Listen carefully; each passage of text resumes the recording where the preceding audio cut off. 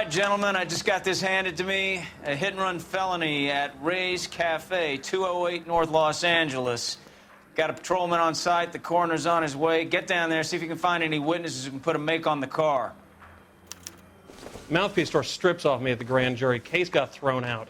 Now the DA wants my head. Hey, you think those Vice boys get any on the side? What do you do, Cole, when all the evidence is telling you one thing, but your gut is telling you another? What do you do?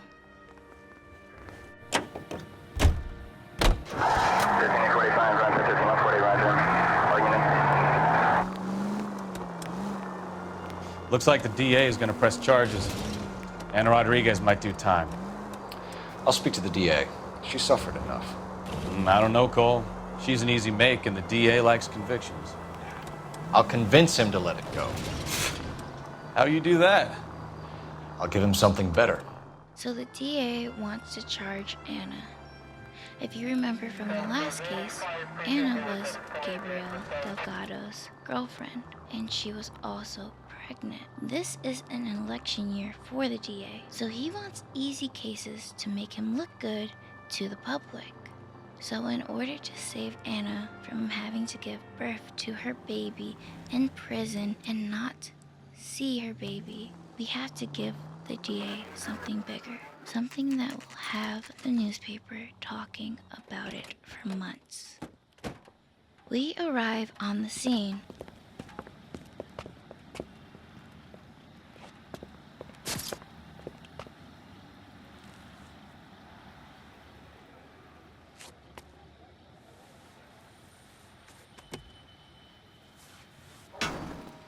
Detectives, over here. Cole Phelps, traffic. What have we got? Vic is a white male named Lester Patterson. Walked out of the bar and into the street. Car hit over there, and he ended up here. Dead on impact by the look of it. Have you canvassed the area? The only one with anything useful to contribute is the young lady over there. She lives above the bar. Name is Shannon Perry. No, it's not a stage name. 24 years old, she left Kansas to follow the Yellow Brick Road. Is that so? We'll take a formal statement later. Right now, we're going to take a look around.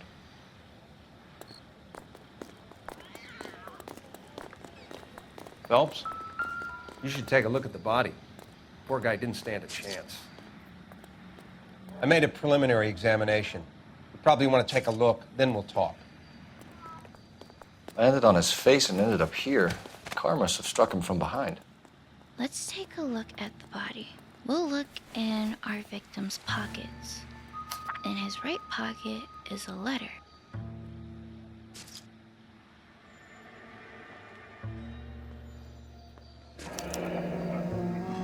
Patterson has life insurance. And it reads, Lester Pattinson, 182 North Hope Street, Los Angeles, California, January 5th, 1947. Dear Mr. Pattinson, it is with great pleasure that we acknowledge the receipt of your application 14F, and pre-approval has been granted to raise the weekly premium on your life insurance policy from $3.70 per week to $5.90 per week. This raise became effective on January 1st, 1947. Where our standard veteran care policy entitled you to a lump sum payout of $10,000 in the event of your untimely death or permanent incapacitation. This new plan secures your beneficiaries a sum of $16,000. We at California Fire and Life thank you, and we wish you good health and security for the future. Yours sincerely, Curtis Benson, Vice President of California Fire and Life Insurance. And we see in red marker, what the fuck. It looks like the victim didn't know about this life insurance increase. Let's take a look at his other pocket.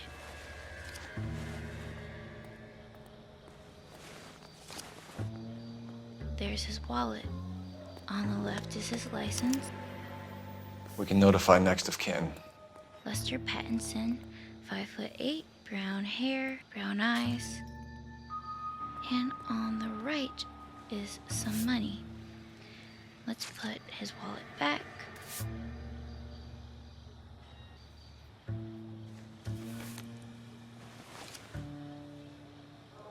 We'll look at his body, and he's all bloody. His hand is bloody, and there's blood that seeped into his jacket sleeve. I would imagine that a hit and run would leave his hands scraped or give him some road rash, but I'm not kidding how blood got into his sleeve and onto his dress shirt. Maybe as he laid on the ground, the blood got on him that way? But why is the other sleeve clean then? What have you got on the victim?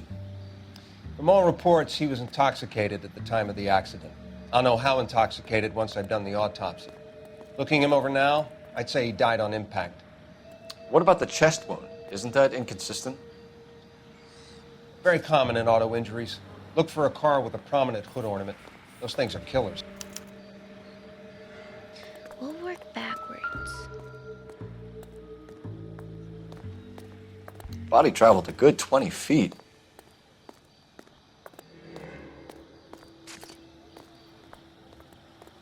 Let's head to evidence marker B. This blood is a long way from the body. Car must have been going like a bat out of hell.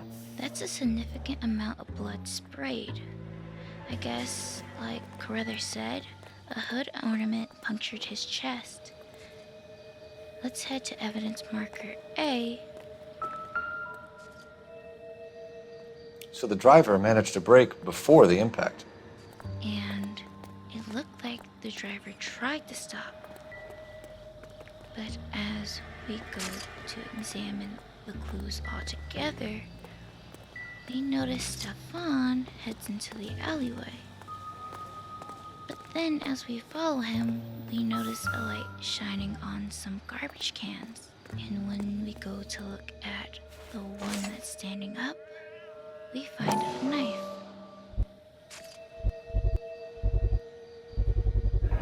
A knife covered in blood. Could be a steak knife. This is a hit and run case, Phelps. Anyone could have thrown away a kitchen knife. In any case, we'll want tech services to scrub the alleyway before they bag the knife.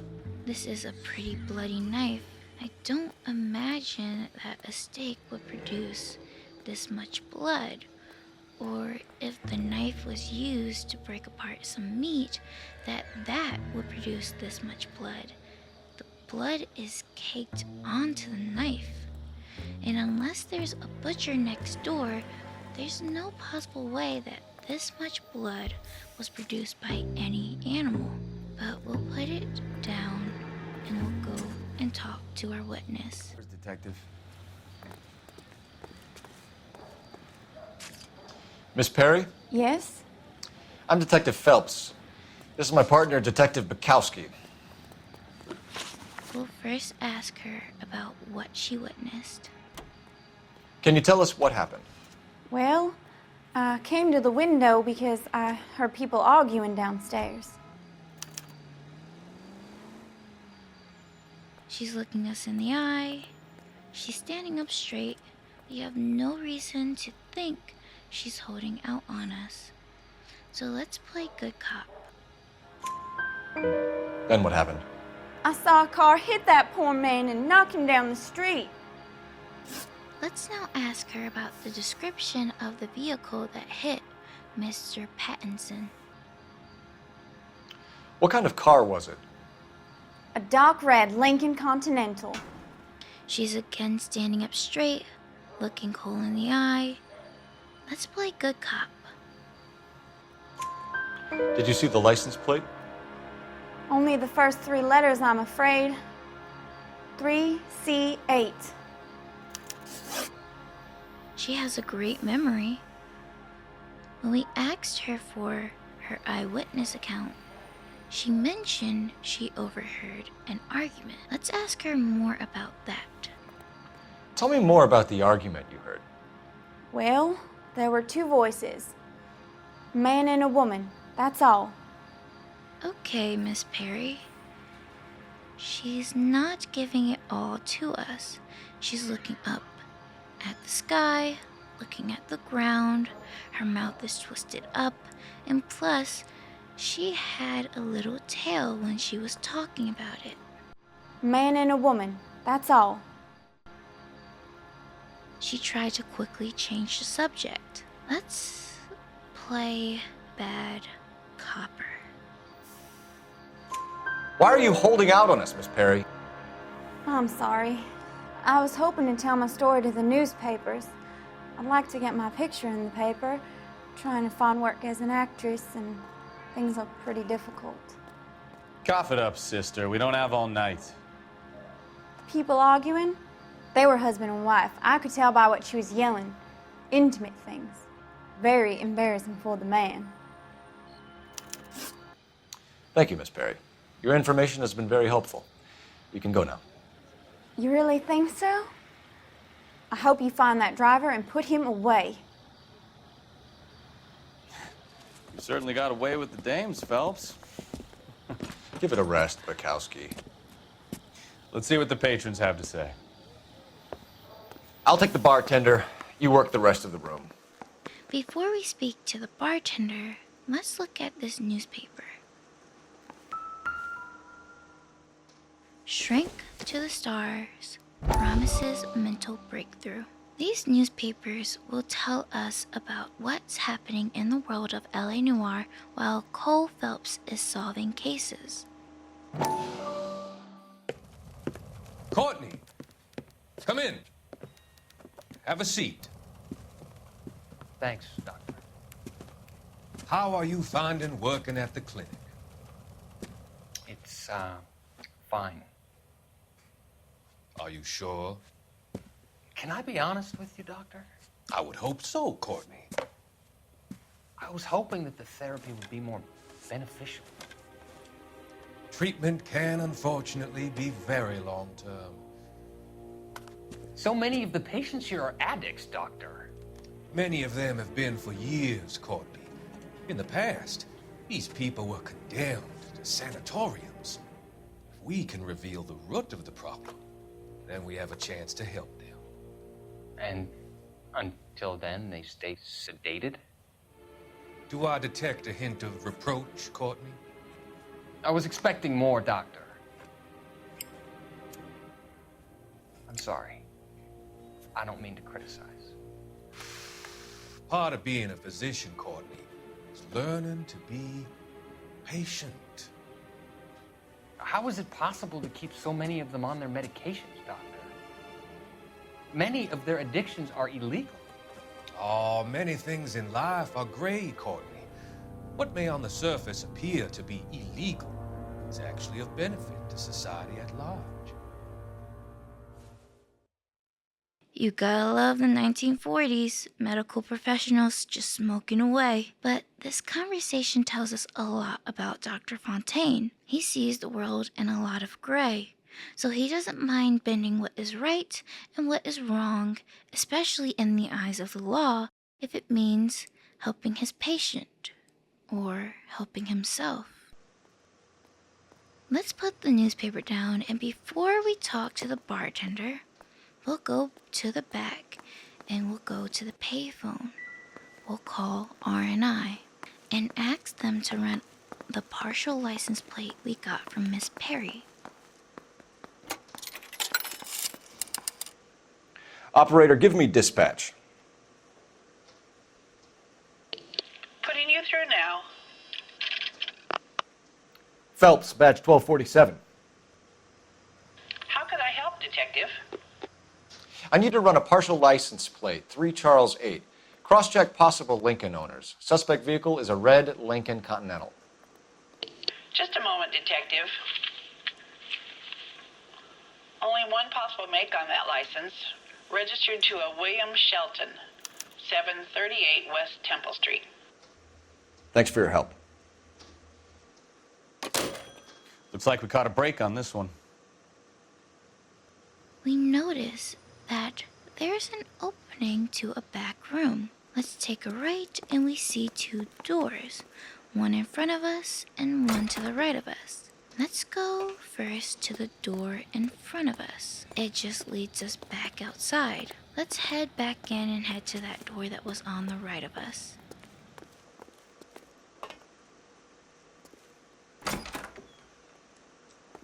So this is why everybody comes to Ray's. And we find a poker room. Now let's head back and interview the bartender. I'm Detective Phelps of the LAPD. How can I help, Detective? Your name would be a good start. Dudley Lynch. Hired help. I run the place when the owner ain't around. Where is the owner? He stepped out. Somebody had to take Lorna, Mrs. Patterson, home. Let's ask him about his account of the hit and run. What can you tell me about the accident? Not a lot. It was busy in here, and all I heard was the impact. Now, Lynch, you're not telling us the truth. You're looking from side to side, and your face is scrunched up. We have no proof, so we'll have to play bad cop. So what was he doing outside? It's against licensing regulations to drink on the sidewalk. Lester and Lorna were having a fight. The owner made him take it outside. It was pretty ugly. So there's that argument again. He seems to know the Pattinsons very well, so let's ask him more about his thoughts on the victim. Do you know the victim? Yeah. Lester Patterson. He's a regular here, or he was. Mr. Lynch is looking us in the eye, and he's standing up straight. He's telling us the truth. Let's play good cop. Not one of your favorite customers? Lester was special, but not my kind of special. Was Lester drinking alone? No. He came here with his wife. She didn't seem too interested in the booze, though. Let's ask him about this argument that we keep hearing about. A witness overheard an argument. Lester and Lorna. There's nothing like airing your dirty laundry in public, is there? The thing about this is that we asked for details, and he's holding out on us. He's smirking like he knows something that we don't. But he's not saying it. It looks like we're going to have to play bad cop. Why was Lorna Patterson in such a hurry to leave? What is going on here? Lorna was pretty upset, so Leroy took her home. Lorna and Leroy are close. They've been talking about opening a new bar. Leroy? Leroy Sabo, the owner. So that's an added layer. We read that Lester's life insurance was raised, and now we're hearing about a joint business venture. Let's ask him more about that. How long have Lorna and Leroy been talking about this new bar? Who knows? I just served the drinks. Oh, come on, Lynch. A bartender hears all types of stories, whether he's being told or he overhears. And again, Lynch has that smirk on his face. So let's play bad cop again. Bartenders hear all sorts of things. Are you going to tell me, or do we have to start playing rough? When Lester was drinking, he treated Lorna like dirt. He gambled away all their money. Lorna pitched Leroy about the bar. I don't know how interested he is. Is Leroy doing well? Hell no. The only thing keeping this place afloat are the poker games. Thanks for your help, Lynch. I'm going to need you to sign a statement with the patrolman. Sure, no problem. You get anything out of the regulars? They weren't giving too much away. They liked watching Lester and Lorna go a few rounds every other day. And Lester was a fan of the love tap. Let's talk to Carruthers one last time. We'll check in with you. Okay. I'll get him onto a slab. Should have the report soon. Thanks. Now let's head to the Pattinsons. Maybe Mrs. Pattinson was just lucky. Her abusive husband just happened to be a victim in a hit and run. But what about this life insurance? And what about the knife we found in the alleyway? We'll just have to meet this wife. Maybe her husband being dead was a relief, so she didn't feel the need to stick around. But you imagine that you would want to talk to the police, at least about what you saw. We arrive at the Pattinson's residence. Let's go knock on the door with Cole's police knock.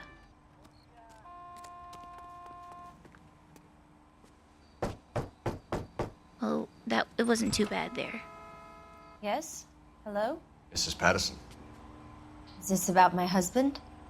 We're investigating the incident, ma'am. I see. Come in, won't you? But before we talk to her, let's look around the house. If we head to the right, we see a door open. We walk in, and here's a poker table again. There's nothing of substance in this room, so we'll head down the hall. The door is locked. Okay, we'll just head back around and head into the kitchen. As we walk in and look to the right, we see a meal for two that has been interrupted. Someone was reading the paper as they ate. So who was eating with Mrs. Pattinson? Maybe this was left over from yesterday, but the food is barely eaten.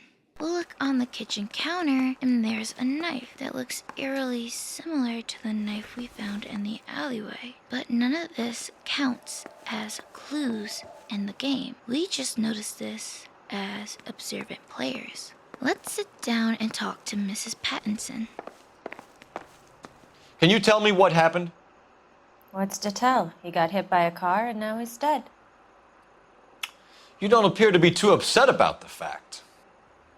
Lester and I met on a furlough in '44. We got married that weekend. People don't understand it now, but that happened a lot back then. I see. So you probably did well to stick it out this long. What's that supposed to mean, mister? I think it's about time you left. I have someone here, I and beg your pardon? You're gonna have to run that one by us again, sister. It's okay, Lorna. I'm Leroy Sabo. Well, well. Nice to see you're comforting the grieving widow, Mr. Sabo. All right, wise guy. Do you have any intelligent questions you would like me to answer? You can confirm Mrs. Patterson's story. Lester lost at cards. He was kind of hard to control when he lost his temper. He turned without looking and walked right out in front of the car. It wasn't good. What's your relationship with Mrs. Patterson, Mr. Sabo? We're friends. Good friends. You expect me to believe that? Look, I was filing for divorce. Mental cruelty. Lester could be a mean son of a bitch. And Lester knew about that? No, I hadn't told him. Well, hasn't this worked out well for the two of you? I feel almost bad for busting in on this little rendezvous. So we find out that those plates weren't from yesterday. She was eating with Mr. Sabo. Let's ask her about her account of the hit and run. How did the car come to hit Lester? He walked straight into the path of an oncoming car. If you notice while she was speaking, she couldn't keep her eyes on Cole. She hurried through her answer, and now she's sitting there with a grin, a nervous grin, just waiting for this to be over. Let's play bad cop because she's not telling us everything. You expect me to believe that, Lorna. It's all very convenient. Gambling for Lester was like the needle for a hophead. He was yelling at me. He was yelling at the whole world. I kind of felt sorry for the driver. Poor guy had no chance. That's a weird thing for a widow to say. She felt bad for the driver. He didn't stand a chance. I mean, by every account we have so far, Lester was abusive. So I guess the line isn't that out of line, but it's just weird for a recent widow to say. But I guess no love lost. But let's ask her about this argument we keep hearing about. You were arguing in the bar and on the sidewalk? We were always arguing. So what? But again, she's not able to look Cole in the eye, or at least keep eye contact with Cole. She's looking up at the sky, on the ground, but then she regains her composure. And when she goes to look at Cole, she can't keep her eyes on him for too long. So let's play bad cop again. Admit it, you were baiting him, pushing his buttons. We can easily get the full story from the regulars in the bar. All right. Lester was playing cards out back. He lost, of course, and wanted back in. He suggested I earn the money on my back to get a mistake. That was the proposition he was putting to his so-called buddies. So maybe I was a little angrier than usual. Let's just say I took exception to his idea. Okay, that makes sense. Lester really was an SOB, but a victim is still a victim. Let's ask her about this joint venture that she's in with Mr. Sabo. The venture we heard from the bartender, Mr. Lynch. The bartender said that you and Leroy were planning to go into business together. Can you explain how you'll get the money to do that? I have a little money saved away. She hurried through the answer, and her eyes are wide. She's looking from side to side. She's biting her lip. But we know that she's about to have a big lump sum of money coming in due to Lester's death. So let's accuse her, and we'll back it up with the insurance letter.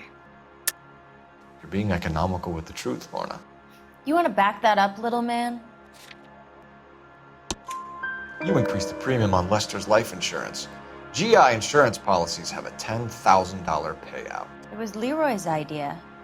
Lester lived on the edge. He was always getting into fights, crap games, pinochle, you name it. Turns out it was good advice. It speaks to motive and premeditation, Lorna. You're forgetting the hit and run detective.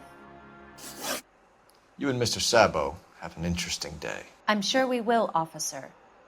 Now, if you could both just leave. We're leaving, ma'am. Sorry for your loss. I can see what a tough time you're having with all this. We need to use the phone to call R&I, but we're not going to make this phone call inside the house. We'll go down the street.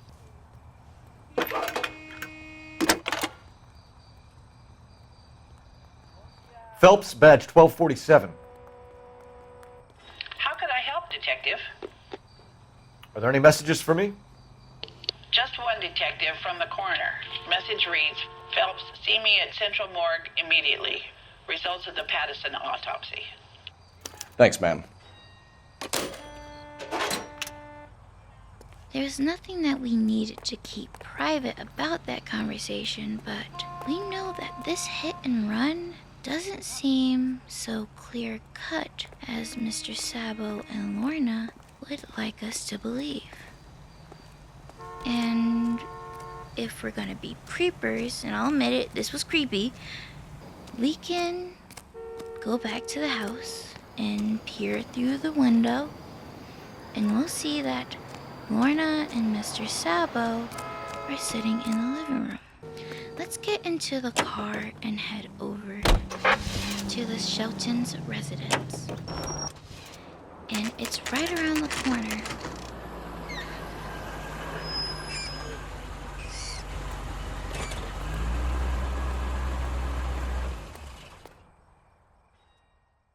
We have to wait, but at 7:43 in the morning, Shelton comes out with luggage.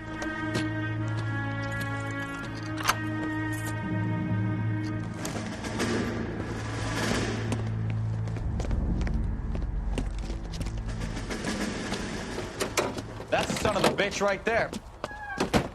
William Shelton? Yes? It doesn't look good, Shelton. You packing your bags and making a run for it? You know why we're here. Yes. The accident. We've got witnesses who can put this car at the scene, not to mention the physical damage. This is open and shut, Shelton.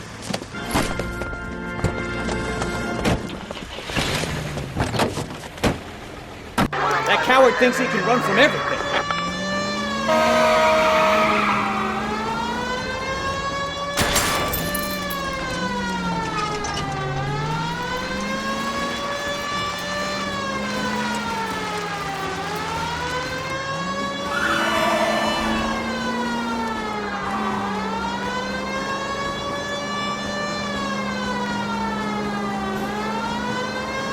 Lay into his wheel, Archie.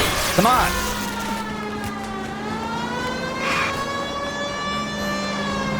No wonder he killed someone, driving like this. Okay, Shelton's car is very sturdy. Don't let that asshole get away.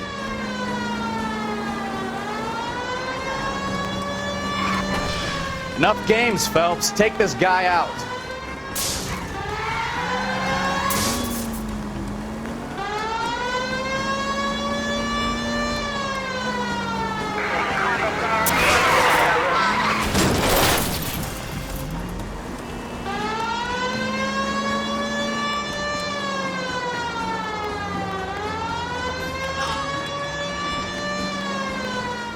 Okay, we gotta stop him from running, so let's just send it. He's heading into the station. Go on, get after him.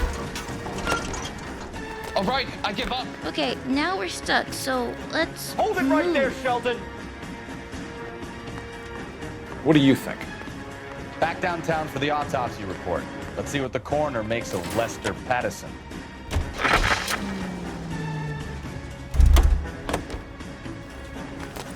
How does a vehicular manslaughter rap sound, Shelton? I hit him. I admit it. I just panicked, but it wasn't my fault. What do you mean? The guy jumped right out in front of me. He came out of nowhere. There's nothing I could do about it. Why didn't you stop? I've had accidents before. That's it. We're done here. The DA is gonna love you. They weren't all my fault. I'm a surveyor. I need my license for my job. There were people around. A woman and a man were standing right next to him. I thought they could get him to a hospital. I'm telling you, it's not my fault. The guy is dead, Shelton. You can't be serious. William Shelton, you're coming downtown. We need to talk about a manslaughter charge. Well, that was a wild ride. But we learned that Lorna and Mr. Sabo were standing on the sidewalk with front row seats to Lester's accident. We'll head down to the morgue. Look out! Sorry, Stefan.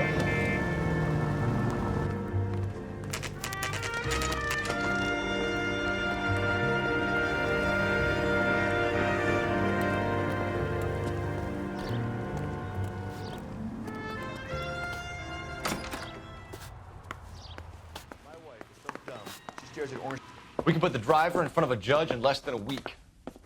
You'd be making a big mistake. Run that by me again? The victim was dead before the car hit him. 2 puncture wounds to the right side of the thorax. Second puncture reached his heart. You're kidding me. Been doing this job 23 years, son. No one's ever laughed at one of my jokes. He was stabbed to death? Long, sharp knife, length of a bayonet. We found a knife in the alleyway. Where is it now? Was it bagged? By Patrolman Kaplan. Perfect.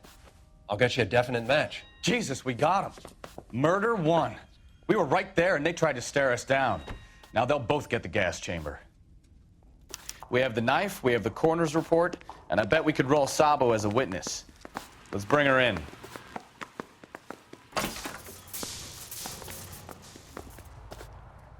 They really did it.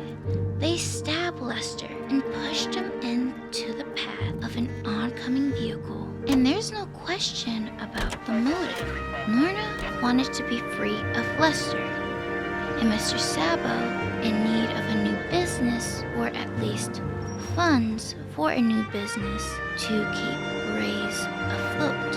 We're back here at the Pattinson's residence.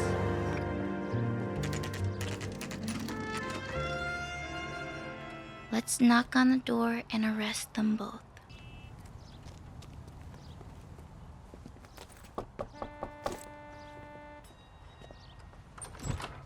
You've spoken to the coroner, Mrs. Pattison.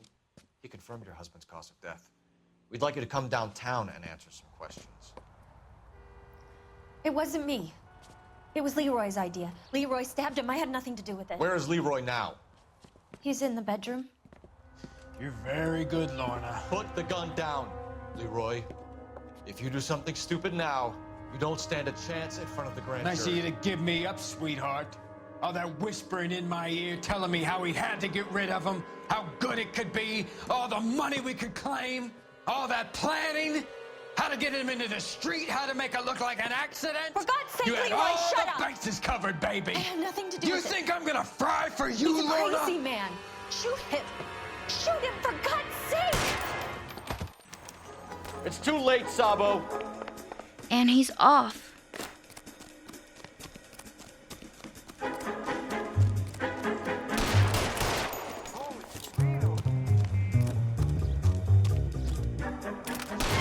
Lester could be a heel. Stop or I will shoot. That's a lousy way for anyone.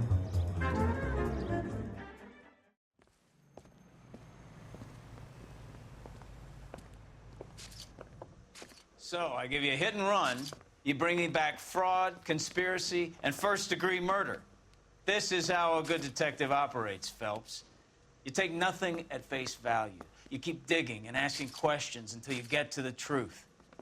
You got some sharp elbows on you, detective. I like that. Keep up the good work.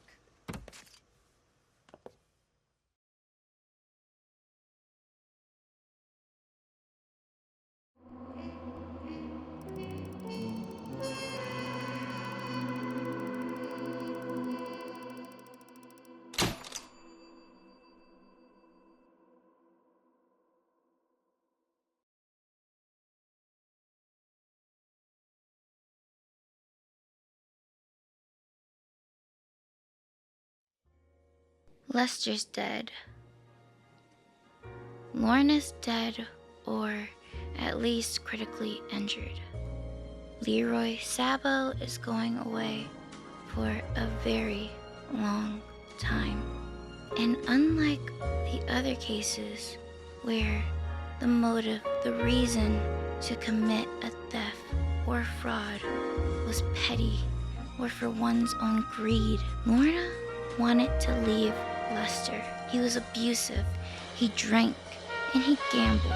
He made indecent proposals involving his wife. And he made these proposals without his wife's consent. He's not the worst man in this game. There are worse men in LA Noire. But he is downright horrible. And Lorna's motive is understandable. She couldn't have done it on her own. She needed a partner, and Leroy was perfect.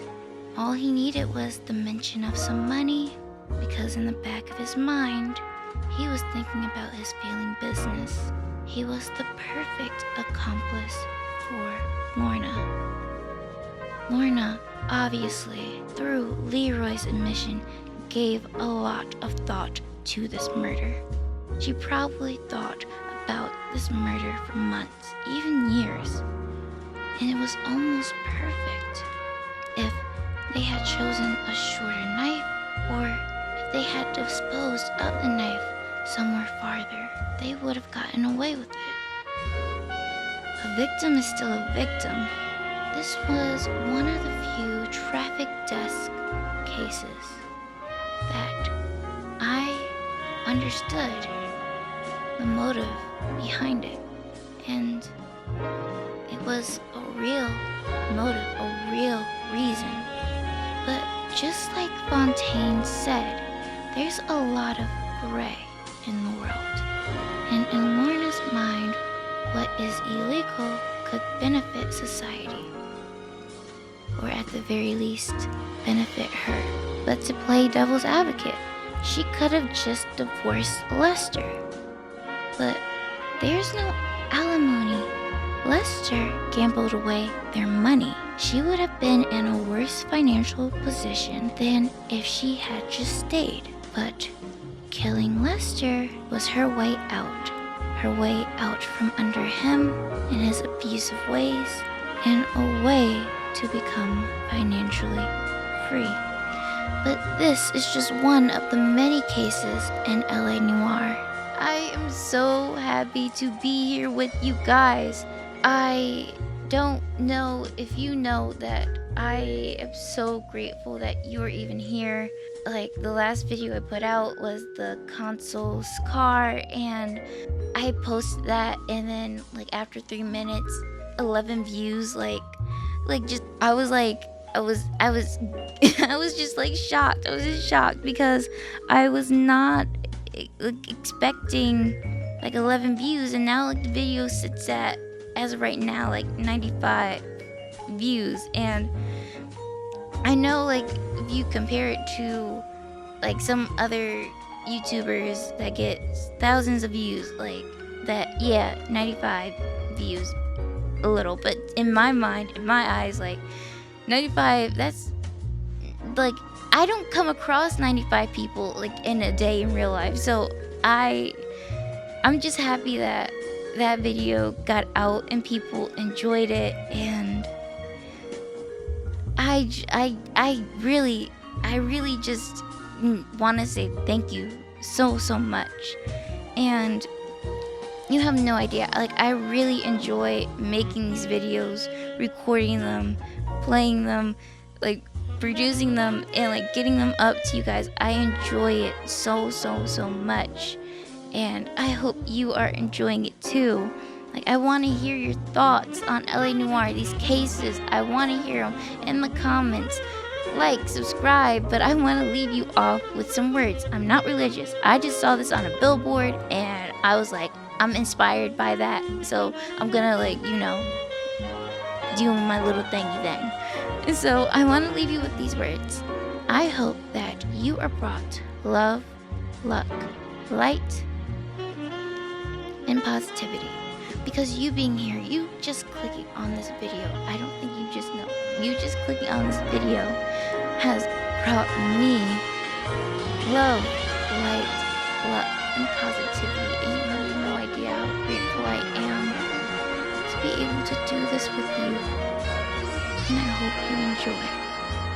And I hope to see you very soon. If I don't see you during the week, just know that every Saturday now, my videos perform better on Saturdays than they do Sundays. So I'm moving the Sunday videos to Saturday, and we're just gonna do Tuesday, Thursday, Saturday. I hope you don't mind if like it's just once a week, because I really just want to produce like quality content. That means working longer on scripts and editing. So I really want to deliver to you guys something I'm proud of.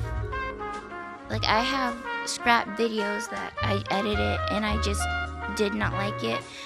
I don't want to give you anything else, like anything other than the best. So I hope like that these once a week like videos, like sometimes like I'm hoping to get into the groove now that my college semester is coming to the end. I'm close to graduation. Cheer me on, guys. I'm hoping that once I get out of like done with the semester, I can get to you like at least 2 videos per week. But I am so thankful you are here, and you have no idea how much this means. So I thank you. I thank you so much. And I hope you have a great day, and I hope to see you very soon. Like, subscribe. Desi Fines is signing off. Bye.